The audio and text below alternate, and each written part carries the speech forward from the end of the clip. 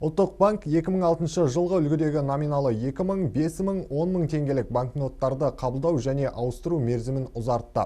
Ескі банкноттарды жаңасына 2021 жылдың 1 ақпанына дейін айырбастауға болады. Айта кетейік, оларды айырбастау тек Ұлттық банктың филиалдарында ғана жүзеге асырылады.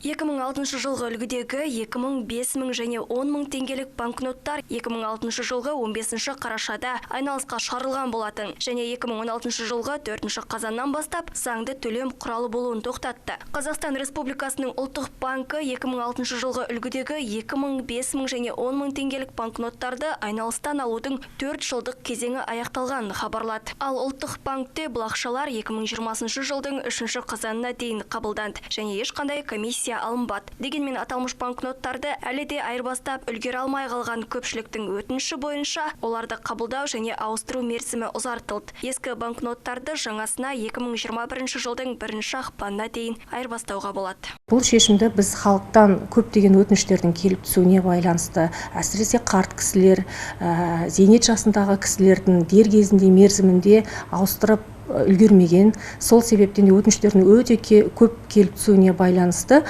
біз бұл шешімді қабылдадық. Яғни шешім жаңағы номиналдарды ауыстыру мерзімі 5 қазан 2020 жылға дейін ұзартылып келген болатын. Ол кезден бастап тоқтаған болатын. Осындай көптеген өтініштердің себебінен ұлттық банк шешім қабылдады. Қазіргі таңда біз 1 ақпанға дейін осының мерзімін ұзарттық.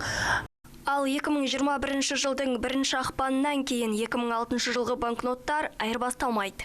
Күл жаңағы халықтарды, кәсіпкерлерді, жеке тұлғаларға айырбастап алуға болады 1 ақпанға дейін.